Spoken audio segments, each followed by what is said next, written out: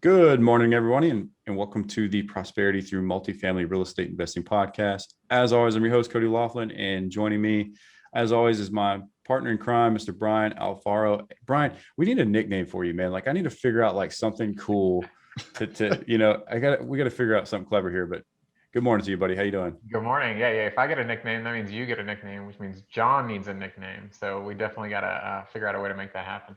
Well, I already got some nicknames, but we're not going to say them on the air because I'm good with that. But hey, man, tell us who's in the hot seat today. Yeah, today we have Mr. Kent Ritter, multifamily investor and entrepreneur. Kent is a managing director with Birge and Held Asset Management, a multifamily private equity firm with over 1.4 billion with a B in assets under management. Kent's skill set as a multifamily operator draws from a successful career as a management consultant and startup owner. Now, he applies this skill set to transform apartment buildings and create modern, affordable housing for America's workforce. Kent's career pivot was driven by a desire to free his time and focus on being a great husband and father to his 3 kids. Now, having found financial freedom through real estate investing, Kent wants to help others do the same.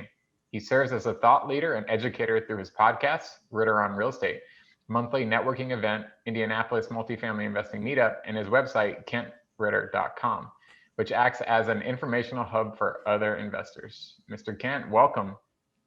Hey, thanks for having me, guys. Happy to be here today. Yeah, man, excited to have you here. Really honored to have you on the show. And look, man, I got to tell you, so for people that may not be able to see you on the screen when they hear this, you look like you're like right out of school, man, like college. Like you look like you're like 22 and then you got this $1.4 billion portfolio. I don't know if you have like the secret to the fountain of youth or what's going on, man, but it looks like you've been able to accomplish a lot in your lifetime, man. I think it's good genes, right? I'm 36, so I can let you in on a secret, but yeah, I think, and the 1.4 billion definitely is not just me. I'm a small part of that. I mean, there's a huge team behind me. I think we're about 350 employees at this point.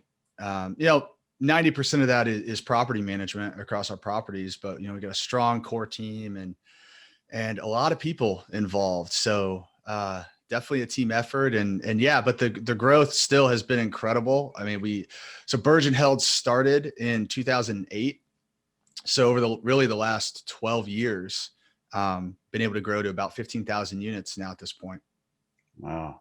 That's impressive, man. Great resume there.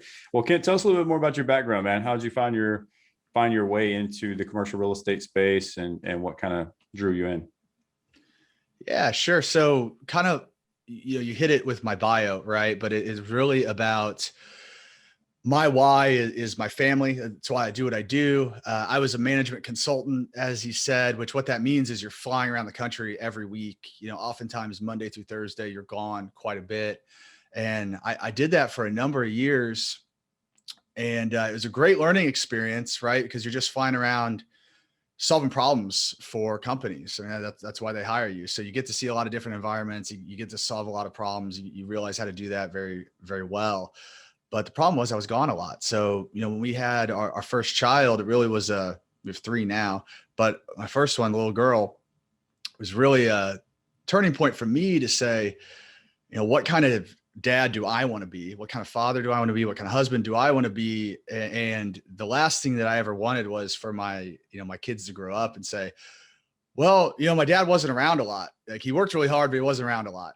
And so consulting was not the career to stay into. As I started asking people, 10 years ahead of me saying, how do you manage that? How do you manage family? How do you manage work? And the answers I got just weren't good for my standards. It wasn't what I wanted. So realized it was time to find something that would allow me to have that freedom of time to create, by creating passive cash flow, right? Passive income.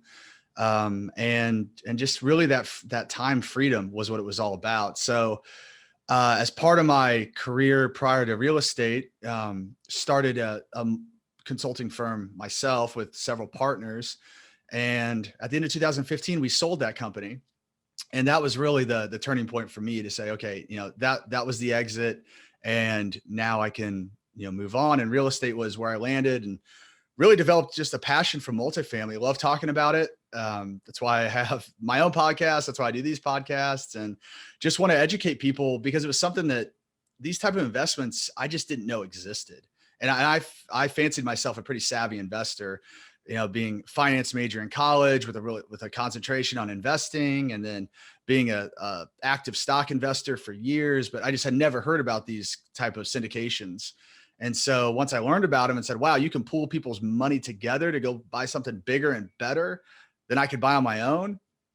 Well, that's fantastic. Let's do that all day. So I started out investing passively just to learn the ropes. And then as I got comfortable and really educated myself and understood what was going on, started to become active and started sponsoring my own deals. And, I just love it because I look at it as being able to provide people with an opportunity that the average Joe usually doesn't have, right? To invest in these large apartment buildings. I mean, people think that they're owned by large corporations, things like that. But I mean, at the end of the day, a lot of these are owned by groups of people just like us. So that's kind of the story and how I got to where I am. And it really turned from being a very personal journey of wanting to free up my time for my kids to turning into this kind of more mission, I would say, of wanting to just tell people that these investments are available and they can do them and give people access to them. I love it, man. I appreciate you sharing your story. And before we kind of go down the path of talking more about multifamily, I want to kind of spend a few minutes, if you don't mind, talking about just what you mentioned about that why, that driving factor and what motivated you to build this portfolio. Because, I'm a father of three myself. I know Brian and his wife, they're working on a family here soon. Our partner, John, he has kids. Anybody who's listening to the show, I'd argue that probably most people have families. And the struggle for an entrepreneur is allocating the right time to both the business and then also your family. Because I completely agree with you, right? That is the biggest struggle, is how do you continue to build your business, but also make sure that you're still present for your family. Talk to us about like where you're at currently in your portfolio, the impact that that's had on your family. Because I know like right now at the time of recording, man, you're in 2 weeks in Florida, vacation with your family. How has that been impactful to you and your family? Well, it's not that I don't, let's see, I say I'm definitely not retired, right? Like I retired from my W-2, but I work harder now than I ever did. I would say even working in my own, it really was a startup, right? It was kind of like 5 guys around a kitchen table and grew that into a business that was producing $30 million annually. I'd say I'm even working harder now, right? But the difference is just the freedom and flexibility of my time. So for example, being able to come down to Florida for 2 weeks and set up shop here. I got the mobile studio going on. I told you guys, you can't even tell in the background, where I'm at. Looks like I'm still at home, and just having that flexibility, right, is great. And I do things like wake up at 5 a.m. and work before the kids get up, right? But then when the kids wake up at 7:30 or so, I'm able to have breakfast with them and spend some time with them, and they go off to preschool or what they're doing, and same thing at night. And then the odd occasion in Indianapolis where I live, where you get a 60-degree day in March, I can knock out at 2:00 and take the kids to the playground. Right. So just stuff like that. It's all about the freedom. I think it's about creating a schedule that works for you. Right. If that means you got to wake up a little earlier, then wake up a little earlier. There's a lot of benefits to doing that. And so you kind of work around that schedule and just create something that works for you and your family. Yeah, I appreciate you diving into that further. I mean, listen, we're all in this to try to gain some type of financial independence, right? But ultimately, time is that biggest commodity, and we only have a short life to live here. And so when you can take control of that time, I think that's the true path to wealth, if you will. It's just having that control of your time and being able to live the life that you want to live on your own terms. So and I think I was just going to say like I love doing what I'm doing. So I love finding deals. I love hunting deals down. I love doing even the underwriting and the spreadsheet work and seeing how they're going to pencil out and the negotiation. Like I love the whole process, but I wouldn't be doing it if I didn't. And that's the cool thing, right? Is like, I'm not working because I have to, I'm working because I love what I'm doing. And so I think that's a big trade-off for folks. Like you mentioned time, the big trade-off of saying, well, do I want to be a passive or do I want to be an active investor? Right. And if you're active to do it right, I mean, it's a lot of work. So you do have to give up some time. So you better really like what you're doing. If you, but you can just be passive and have all the time in the world. And I have people that invest with me that only invest passively and they're essentially retired. Right. And you can have all the time in the world and still get a great return. And if what's most important to you is time, then I think that's a great consideration for folks, right? I think putting that time, like you said, is the most important thing ahead of even the money, and understanding, okay, how much do I really need? And at what point does making a little bit more start to eat into that time? Then, I mean, that's where people really need to focus, I think, and make the decision on, do they really need a little bit more, or is it gonna, is it gonna take away from their time and their freedom? Mm-hmm. Hey, Kent, I'm sorry, Cody. I was kind of trying to wrap that around. During your intro, you talked about, you didn't know what syndication was, and when you found it, you had this light bulb moment that, wow, this is amazing. We can pull people's money together and buy these assets. And to kind of tie in what you just said, I think a lot of people that find syndications and that are looking at multifamily in general, they get really attracted to the idea of being active without realizing the amount of work that goes involved. Cody and I and John were very active, and so to your point of looking at these opportunities, you really have to do your due diligence on what it takes to actually get something done, and then ask yourself, based on where you're at in life, right? Do I have the time to commit to do this, and do I want to? Right? If you're approaching an already retirement age, it might just make sense for you to just be a passive investor and enjoy the returns that way. So that's something that I always try to preach to our audience, and it sounds like that's what you're saying too, is kind of reflect, look at where you're at in life, and make the decision that's best for you.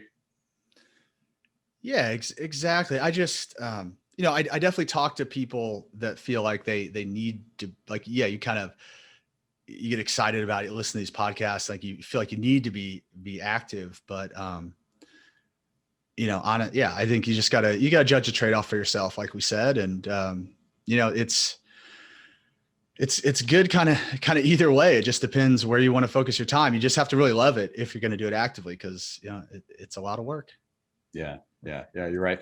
But that's what's cool about what we do, right? I mean, we offer those type of opportunities for people that are looking to be more hands off, and at that point in their life where they just want to place capital, just sit back and still enjoy their time, and let us go, guys, beat our head up against the wall and get do the day-to-day grind, so to speak. But we love what we do as well. So anyway, man, let's kind of go down this rabbit hole. So tell us a little bit more about the evolution of your portfolio. Kind of where did you start in building this $1.4 billion portfolio? Yeah. And, I really can't take credit for starting it. That really came from our two main principals, Tag Birge and Andrew Held. I mean, they started the firm back in 2008. And, really for me, it was, I actually met the firm Birge Held as a passive investor first. So when I sold my business in 2015, I set out, like I said, and started investing passively, right? And Birge Held was one of the companies that I started investing with. I invested with, 5 or 6 different syndicators, kind of spread it out. I wanted to get some different flavors, get some geographic diversity, and really just see, how different people do it. Right. And so I invested with Birge Held, went really well. I invested in 2 more deals with them, just built a relationship over time with them. And through that relationship, was able to gain access, and they're based in Indianapolis. So, just continued to keep the conversation rolling with them. So developing, some mentor relationships. I mean, they really even helped me as I was on my own and doing my own syndications. And then in 2020, decided that it made sense for me to come on as a partner and join and start a line of business kind of under their umbrella, and continue to scale up and really allow me to scale up my personal brand and investor base, and just what we're able to do from a renovation and management side, and just kind of really amp that up. So really, I'm fairly new to the organization, joining just about a year ago now, known the organization as a passive investor since about 2016, and just was really impressed with what I saw through the whole thing, and said, wow, I think I can really learn a lot joining up with this group and these folks that have been in real estate for 20, 30 years. And that really is the case. In the last year, I mean, I've learned an incredible amount, advanced financing techniques, renovation techniques. We've got the thing that I think is probably most impressive is this just 8-hour renovation process, this like rapid rehab type of process where, the resident will leave in the morning and come home to really a brand new apartment. It's pretty crazy. There's a time lapse out on YouTube about it, but just a very advanced process. We've done it at about 7,000 units, and it allows us to come in and really change a large property in a matter of months and maintain occupancy. We're not, we don't have downtime on the units. And so things like that just are kind of at that next level that I've really been able to tap into and take advantage of. That's really interesting. I want to kind of dive into that here in just a second, but I want to go back and highlight the point. And this is something that we stress to any of the newer investors into the space. Listen, it is a lot of work, and there is a big barrier to entry when you're getting into the space, especially if you're kind of looking at the level of syndication, right? And I think for many people, they get very frustrated and they fizzle out because either it's too much work or they're tired of running up against the barriers. But taking the path that you took is such an impactful path to take, in that you started as a passive investor, you started building the relationships, and then you leveraged your skill sets to get in with a well established sponsorship group. And then now look, you're a partner in their group. You're able to benefit from their experience and their track record. And I just want to really emphasize for people is like, listen, you can find ways to get in this space, if you're creative and you're willing just to be patient and man, just like you said, passive investing is a great way to get started for a lot of people, and it really establishes some very, very good relationships. Yeah, I mean, I think that for me, it was definitely a way to kind of get that next level of education, right? By being able to be behind the scenes on some of these deals, right? So being able to, just ask those questions to the sponsors, like, why are you doing this? Why are you financing it this way? Why did you make this choice? Why are you doing this in the underwriting, right? Why are you projecting that versus this?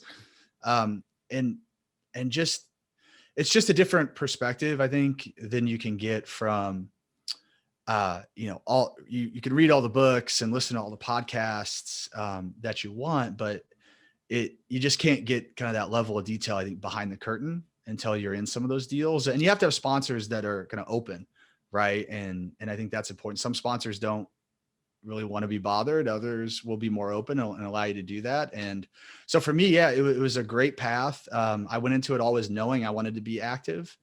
I just had enough self-awareness to know that there was a lot I didn't know, and there's probably a lot that I didn't even know, right? So and that turned out to be the case. And I think because of not only being a passive investor, but I think the other thing that's huge is just mentorship, right? I'm a big believer in mentorship. I'm a big believer from learning from others' mistakes.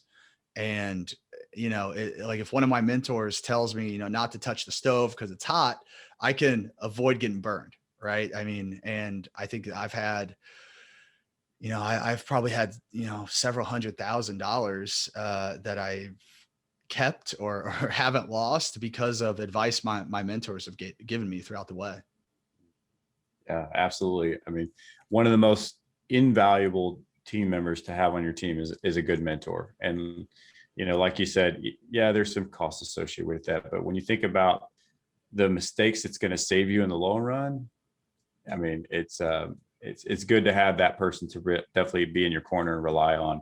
I know that we're part of a mentorship group, and I know we couldn't be where we're at now without that support and having those guys around us. And, anybody should be working to find a good mentor to work with. But talk to us a bit about, Kent, like when you got into with Birge and Held, like you started passive investing, what skill sets did you leverage to find yourself becoming a partner in the company and the team? Yeah, I mean, I guess from a skill set standpoint, I found that a lot of the skills that I learned in my previous career as a management consultant just translate very well into multifamily. I mean, a lot of the skills I've developed are, sales skills, project management skills, kind of change management skills. So how do you manage people through change, right? Because not a lot of people are good with change, right? That's just kind of part of being humans and part of our psychology. And so it really is something that you have to consider. And if you're going through a large renovation or repositioning a property, I mean, that's change for everybody, right? The property managers, the residents, everybody involved. So how, kind of being able to see that vision, guide people through, making sure that we're communicating in the right way. I think a lot of it, just as a consultant, you learn to be an incredible communicator because you have stakeholders, on many sides. You have people that aren't bought in, that you have to get on board. And a lot of it comes down to communication. And I found that, in this industry as well, I mean, I think probably life, right? Almost everything comes down to communication, whether you're a good communicator or a bad communicator. And I think that's been a huge success for me of being able to come into the organization and have an impact, is just being a good communicator and making sure that I'm getting people on board and we're all going in the same direction. And we've been able to make some pretty massive changes. And so, yeah, I mean, I think a lot of those skills really translate very well and have made me a successful investor.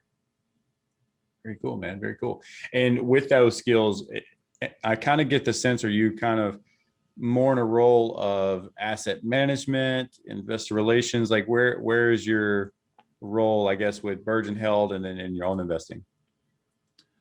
Yeah, I mean, it's really all of the above, right? I mean, I'm a true operator in that, myself. And so like within Birge Held, there's kind of several groups that are implementing different strategies, from ground up development to tax credit deals, to, a couple flavors of value add multifamily. And so, myself and my partner, Adam, we're leading a line of business that's focused on really what I call kind of diamond in the rough properties, buying from mom and pop owners, typically kind of smaller to mid-size multifamily, where we're seeing just better return profiles than you see on the larger stuff, because it's just a different landscape. There's less competition. Typically we're in more secondary, tertiary markets, cap rates are higher. So we're buying at better values, and we're able to do some innovative things from Birge Held's platform to really increase the returns on those properties. And when you're buying a property that, is mismanaged or undercapitalized, where we can immediately bring in professional management and the capital needed to really bring the property up to the next level, you could still see great returns. I mean, we're still profiling and underwriting returns that, folks would be probably more likely to see in 2015, 16 than where we are in 2021 with where prices are in a lot of markets. So we're going deeper. We're kind of, it's kind of surgical. You got to find, that diamond in the rough, like I said, but we're really executing that strategy. So going back to the role, I mean, really so I'm more of kind of the front face of the group. I do a lot of these podcasts and talk to folks, and with that comes a lot of investor relations, which I really enjoy. It's my favorite part, is talking with investors and hearing their stories. And then, like I said at the beginning, trying to, educate them that these investments are available. But from whether it's broker relationships or kind of asset selection, definitely heavily involved in asset management. I mean, even day-to-day management at times, as we're implementing new strategies. We're implementing a lot of technology in our portfolio, which is one of the ways that we're creating efficiencies in these smaller properties. And so that's new to everybody, right? So everybody kind of has to dig in and get their hands dirty to learn it. So really just kind of all over the place. Then my partner, Adam, really focuses more on, so he's a CPA. He was a multifamily auditor prior to that. So, I mean, the guy knows the numbers like the back of his hand. So he leads a lot of the underwriting, the accounting, kind of those aspects of it, debt financing, things like that. Yeah, very cool, man. Very cool. And, for Brian and John and I, we've had this specific focus on assets that maybe a bit a little larger, I guess probably more the mainstream focus, which is, your 100 to 200 units. And, I mean, we really like the economies of scale, but I'm really glad you alluded to, the kind of targeting smaller assets, because a lot of those smaller assets really can yield a good return profile, like you mentioned. And I mean, some of those little properties can be great cash cows. Now, it takes a good hands-on manager to be able to operate it correctly. But, there's, like you said, there's some opportunity in that space. And the big thing right now for us is less competition. And that seems to be the struggle in today's market is, at least in our markets, you're one of 30 offers on some of these properties, right?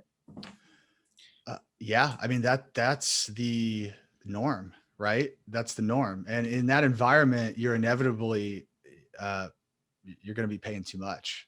I mean, it's just, I just heard a story of a sale down in Atlanta, some 1980s Class B property that's sold for 190 a door.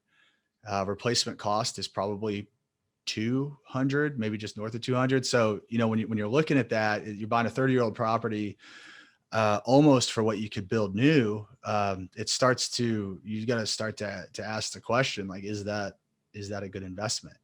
Will you be able to sell that property in the future at the price you need to make your underwriting work? Because like it can look great on a spreadsheet, but it's kind of the reality of the situation. That's where we're tempering a lot of our expectations is, on the spreadsheet, what you're projecting, you may say you're going to be able to sell at X, but in the reality of the situation, if that's, 50 grand higher than anything's ever sold in the market before, you have to start to temper those expectations. And so, yeah, I mean, that's why I think these properties that we're looking at, I mean, that's really why we're doing this. I mean, it's definitely not easier. It's a lot easier to buy a bigger property, 200-300 units where you can have a full staff on site, but the returns just aren't as great. Right. And so we're really going after the returns. We're for ourselves and for our investors, because we're investing, at least 10% beside them in every deal.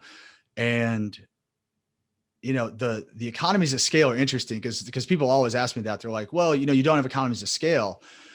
And in reality, we absolutely do. When you're with an organization like Birge Held, you're not worried about economies of scale on a property because we have economies of scale at the organizational level, right? If we're purchasing across the entire portfolio, right? And then we have that kind of global purchasing power versus purchasing for 100-unit property, right? When we buy flooring direct from China from the manufacturer and bring it over on a shipping crate and house it in a warehouse, and then we're able to distribute that flooring to a property as we need it, right? So we create economies of scale at the enterprise level versus the property level. And it's one of those things, it's kind of like counterintuitive, right? Because you don't hear about firms like us going into smaller properties. When I say smaller, I kind of mean like 150 units and less. But you kind of have to be big and be able to create those economies of scale at that higher level to be able to be efficient enough to really run these properties. And so it's something unique, I think, in the strategy that we've been able to implement.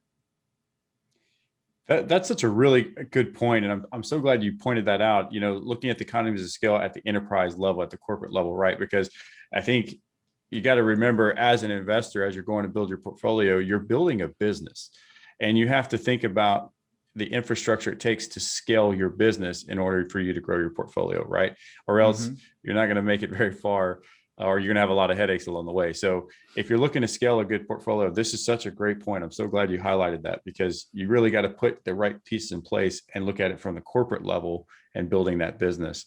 I had somebody on my podcast the other day, a guy named Brian Adams, and he's implementing, he's actually being successful in office still to this day, because he's got a pretty niche strategy. But he said something to me that I've been thinking about ever since. And it was that, a lot of investors think of themselves as entrepreneurs.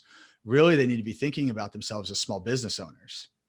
And I was like, man, that's really true, because, he had an experience where the first time around, he made a lot of mistakes, and kind of this is his business 2.0 that he's in now. And he learned from those mistakes. And one of the things he learned is exactly what you said, that infrastructure, right? Thinking about it like a small business, making sure you have the proper accounting in place, right? I mean, that's a big one. Accounting on these properties is a lot of work, and keeping things organized in the right way, but it's critical.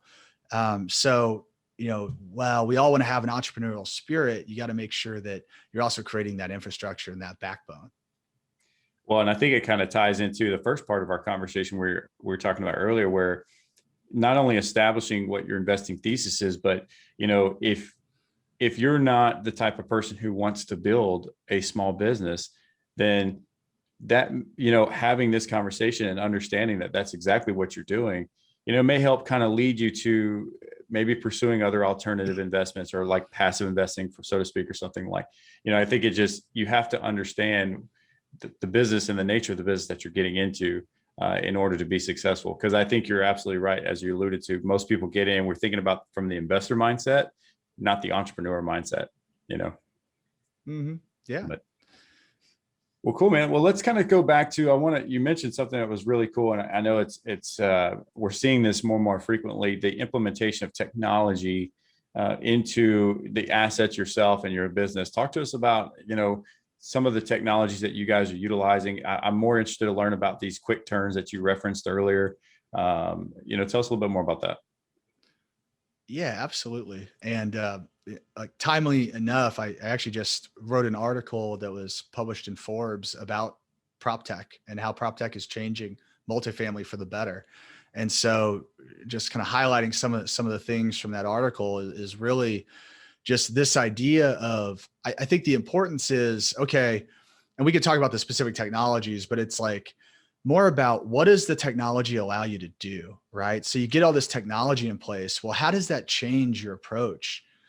And what I talked about in the article is that really this technology is never going to replace property management, and even, I guess, more specifically, kind of that human interaction. I think if anything, the technology frees up your time to take a more humanistic approach, let's call it, to spend time for a property manager. So example, we implemented a self-guided tour process where folks can come in and they can tour a property and even see a unit on their own time. They leverage an app to do that. And it brings everything together for them, gives them, access to the property via the smart locks that we use. And it frees up, again, the time of a property manager, right?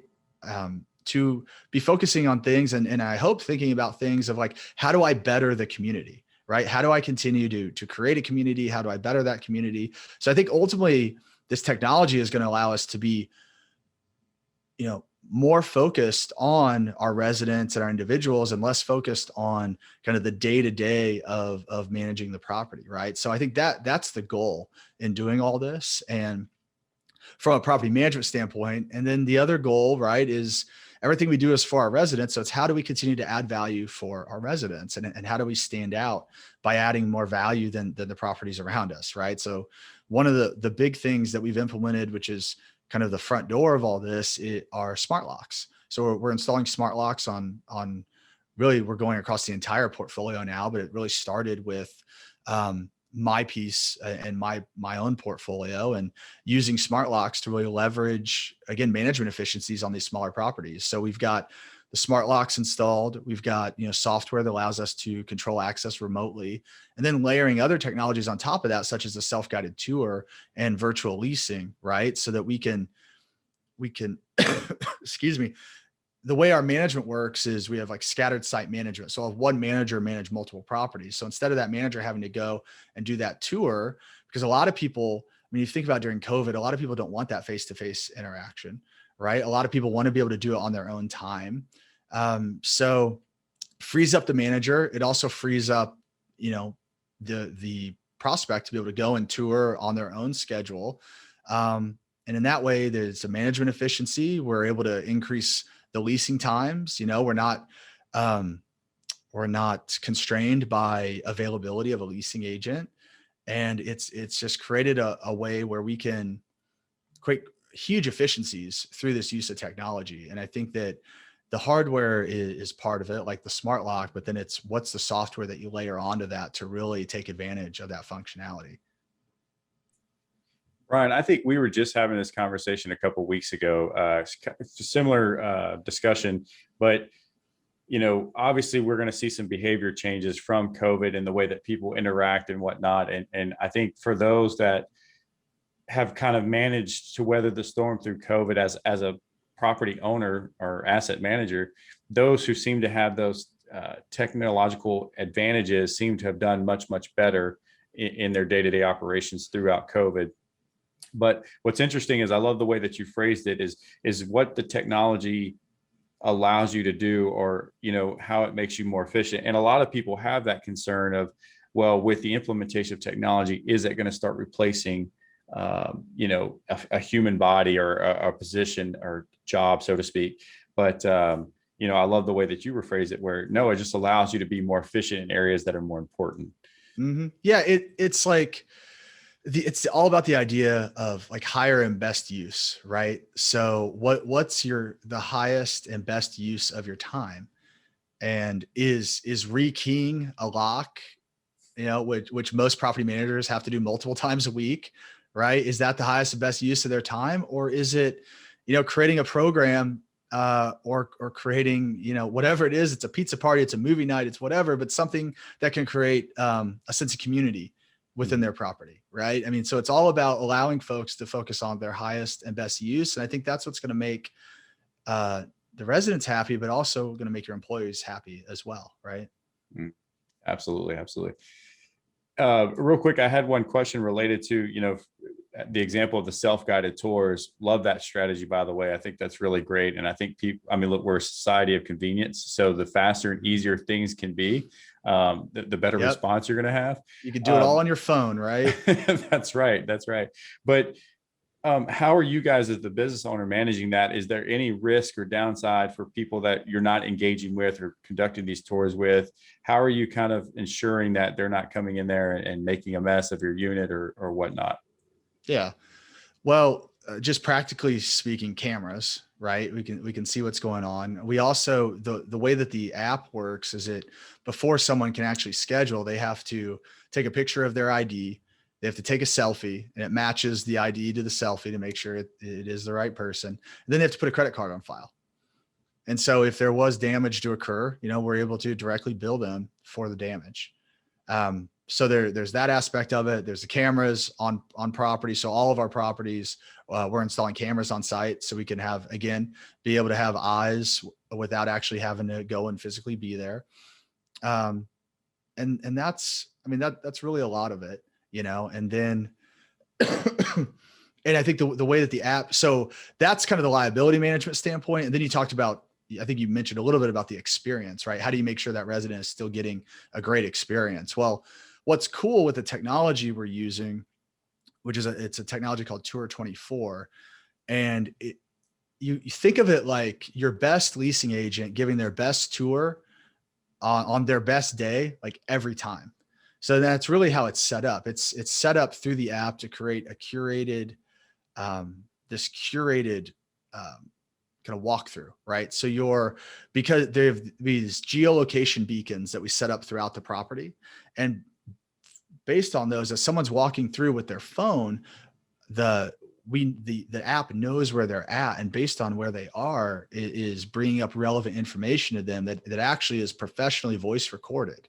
So it's like someone's talking to you, and you can read it on your phone. And it's like you walk up to the pool and it says, "Welcome to the pool," right? Here's all the information about the pool. You go to the fitness center, same thing. So, and it's really, so it's one of those things like this is a huge consulting thing. It's like you can go and buy all the technology in the world, but if you don't do anything with it, then it's a hindrance, right? And that's what it's a lot of what I spent my time doing. You see organizations that they bought the Cadillac, but they're, or they bought the Lamborghini, but they're driving it like a Taurus. And so it's all about what you do to implement that technology. And it's about, getting with the property, getting with your best leasing agent, right? And say, how do you talk about this property? What are the things that really work well? And then getting those down on paper and making sure that every potential resident hears those things in the right way at the right time. And you can really do that through the app. And so it's really an incredible experience if you go through it. And it's all, and just like with access, you're able to give, the other thing about liability is you give a one-time access code. So they can get in one time. They can't come and go as they please and do all this. And the access code works in a time frame. And so it's kind of very specific access that you can dictate through an app, and it's very easy. And then this curated experience that they're able to go through. And then at the end of it, through virtual leasing, they can sign up for a lease right there. They can, through DocuSign, sign the lease, and they're off and running.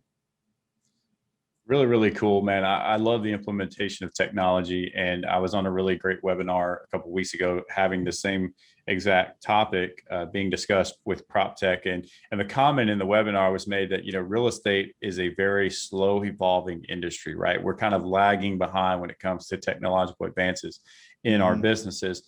So, it sounds like you're implementing these strategies now and you're having great success, but do you feel like, especially in the workforce housing space, do you feel like there's a high demand for that? Are you getting a true return on that investment with those technology pieces? Because you may have, sorry, I can't talk. You may have some people that are listening who are like, oh, wait, that's, we don't need all that. Our tenant base doesn't need all that or whatnot. But what are you seeing as far as the demand for that type of product in today's marketplace? Man, I hope other people are saying that, because that's the competition, right? And they can keep doing what they've been doing for 30 years. And we'll see how well that goes over the next 5. But no, so you got to think about it strategically, right? We're not underwriting that we're going to get $20 more in rent because we put smart locks on, right? Because it's unproven at this point. I mean, we've been implementing this technology for about 6 months now. That's not enough runtime to really be able to say what that direct upside is from a rent bump standpoint. But think about it broader, right? So what we're doing, and the bigger part of our strategy is we're building a portfolio of small to mid-sized properties. So excuse me. So we get to the point, we get to the point where we've got 1,000 units, right? That are spread, throughout the Midwest, let's say. And all of these properties have cameras on site. They all have smart locks. They all have the same software that's tying it all together into a single dashboard for you. So a manager can manage all of this very efficiently. An asset manager can see what's going on and have a pulse on it as well. And at that point, you're creating fantastic economies of scale and really a turnkey management model for a larger group that wouldn't buy, 100 units, but they are interested in buying 1,000 units in a portfolio to give immediate scale that has turnkey management that's all enabled by the latest technology, right? So I think that even in what I'd call our property that probably has, a more, an older demographic, less tech savvy, we're installing these locks because, well, one, we do give a fob option. So it's not like you have to have a smartphone. So you can have a fob on a keychain, just like you had a key and you just use the fob to get in, right? So we're not like saying you can't get in your apartment if you don't have a smartphone. So there's a fob option, but it's more about the scalability it creates at the portfolio level, which is really, I think, powerful as you think about scaling up to 1,000 units and beyond, and being able to have the same access and the ssame visibility in the portfolio, as it continues to grow and really create some management efficiencies there. Yeah, I really again, I love that concept of just thinking at it from an entrepreneurial level, right? It's about being efficient. And obviously, we have so many things going on in our business. We can't just be isolated to one particular task. We have to carry multiple hats and multiple responsibilities. So being efficient with that time is so important. But again, just seeing the vision of like not looking at this from a property level, but looking at this from a business level. How do I continue to scale this model and grow with the implementation of this technology, man? So really, really cool. I like that. And it's and I like the fact that you mentioned too. I mean, listen, the reality is there's a lot of people that aren't very tech savvy. But there are alternatives for them, or simple,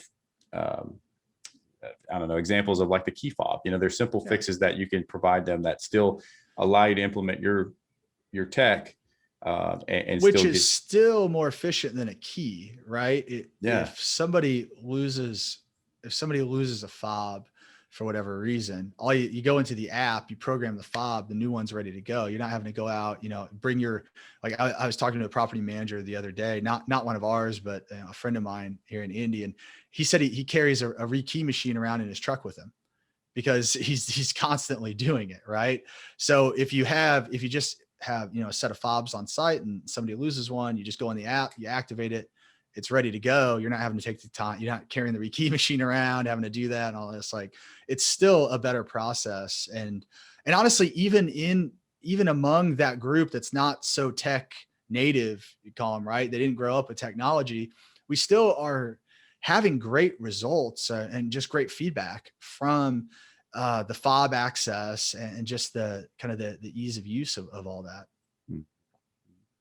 very cool, man. Very cool. I'd like to continue this conversation. I know we're kind of getting near the end of our time here, but really, really intriguing conversation when we talk about the implementation of technology. And I do think that when we talk about the value add strategy, I mean, at least in my perception, Brian, what do you think? I mean, the value add model has been overplayed, I feel like, in some degree. I mean, if you look at some of these assets that have been turned over hand for the past, decade, you have 4 or 5 ownership groups that have owned them.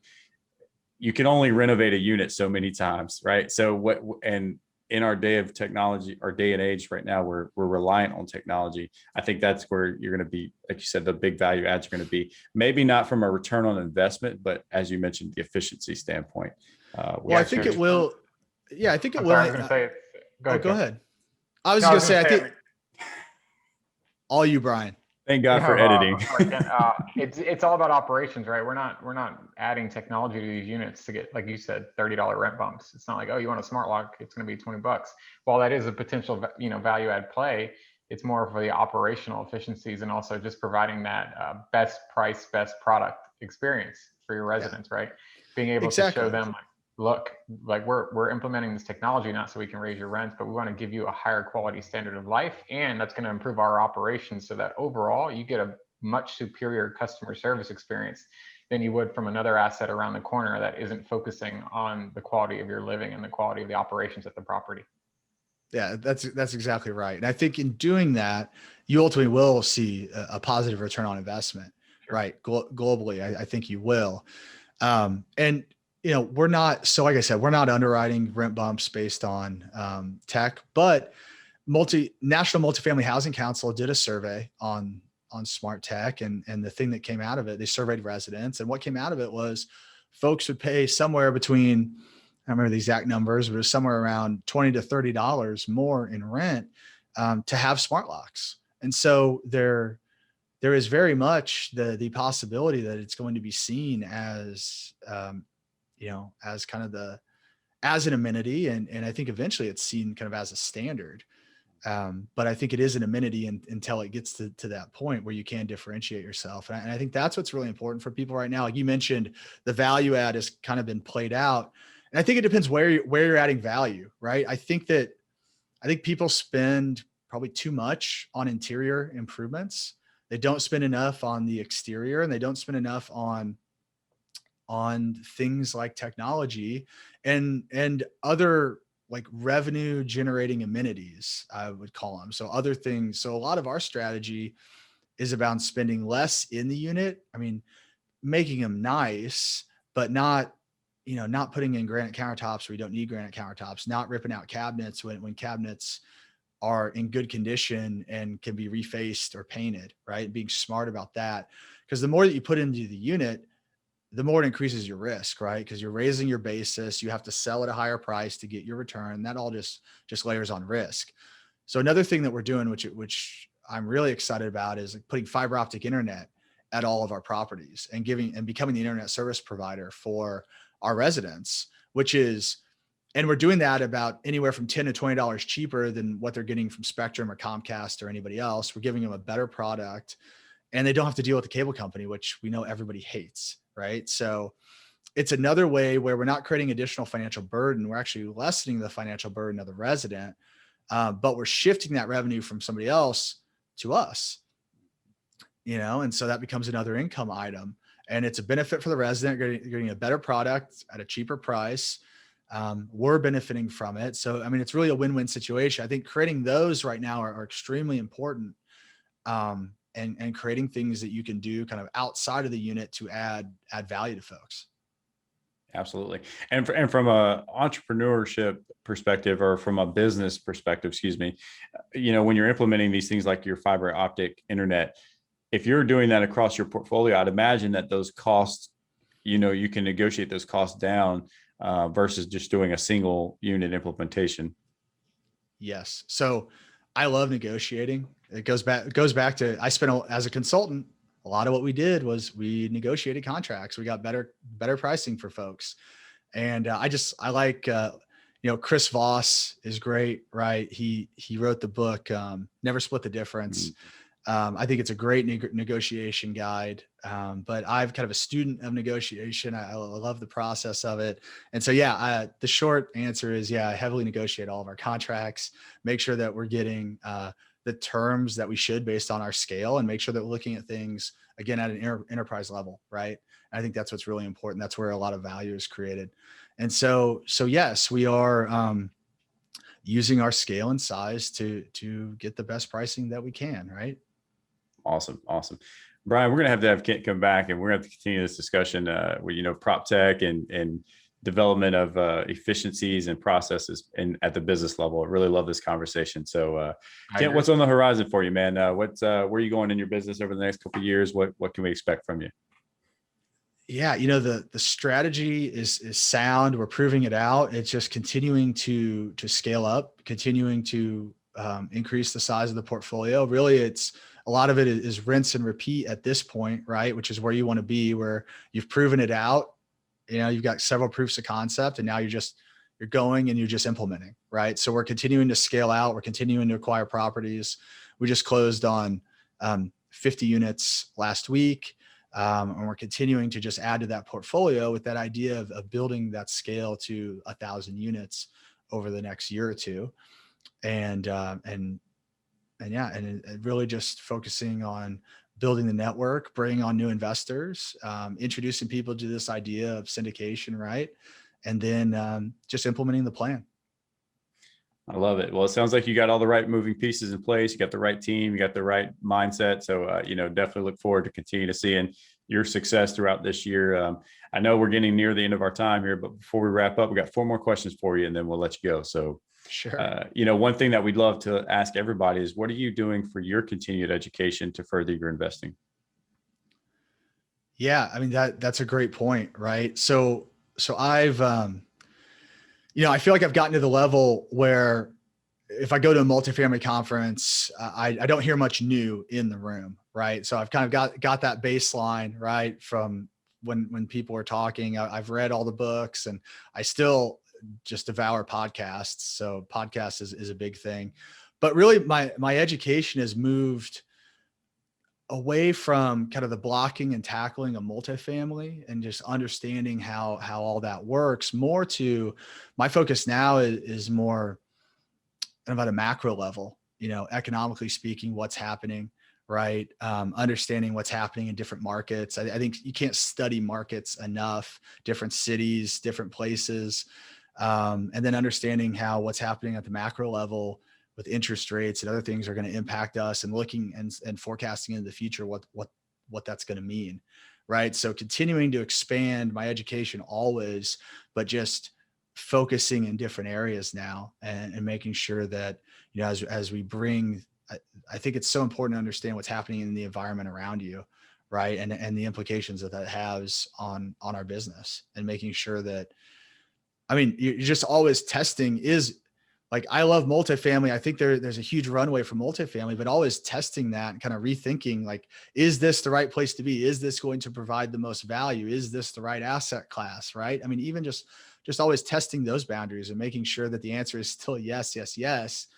And then continuing to just focus on technology. I think we're just at the tip of the iceberg, right? I think there's so much runway ahead of us.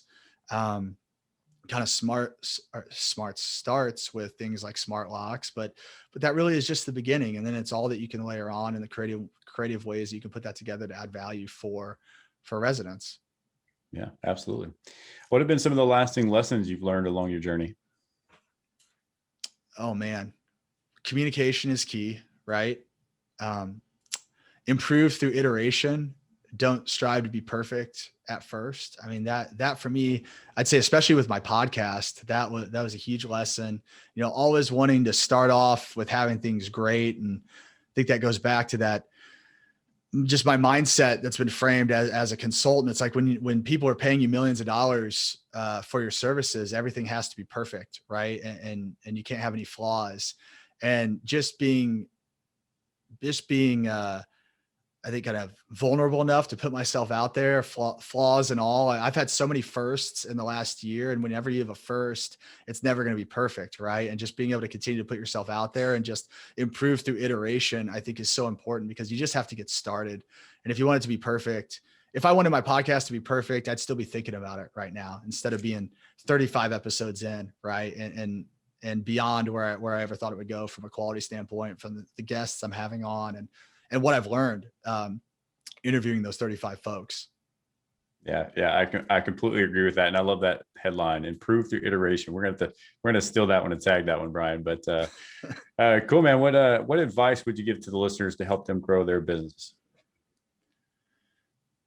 Yeah, I mean, some of that's, I think, translatable from what we were just talking about. But as far as growing your business, I think one other thing is just networking constantly. I think no matter what your business is, your network could never be big enough. You never know. Like, I mean, one relationship for me that, like meeting Tag Birge at Birge Held, one of the principals, and developing just kind of this really organic mentor-mentee relationship with him has been a life-changing experience for me. You never know that one connection that's going to change your life. And so I think continue to network, be proactive at it, get out from behind the computer screen, or I guess at least Zoom calls and things like this nowadays. But yeah, you can't network enough. Yeah, that's very true. Very true. Great advice. Great advice. All right, Kent, tell listeners how they can learn more about you and get connected with you. Yeah, so I'm very active on social. You can find me on LinkedIn at Kent Ritter, Instagram. It's Ritter on Real Estate, and you can listen to my podcast, which is Ritter on Real Estate, which focuses really on just how to be a better investor. Really talking about different investment strategies in multifamily and learning from the pros so you can invest like a pro. And then lastly would be my website, kentritter.com. That's kind of the home base. Great place to start. We've got content for new investors, kind of 101 type of content, and also shows you the path if you want to become an investor, where you can sign up. So I'm pretty approachable. You can find me in all different platforms. And so if you want to reach out, please do. I love having conversations with folks and talking multifamily. Awesome. Well, Kent, it's been a fun conversation, man. Really appreciate your time and wisdom, and want to thank you for tuning in today. Yeah, absolutely. Thanks for having me on, guys. Really great conversation, and appreciated being on the show. Yeah, thanks, Kent. Absolutely.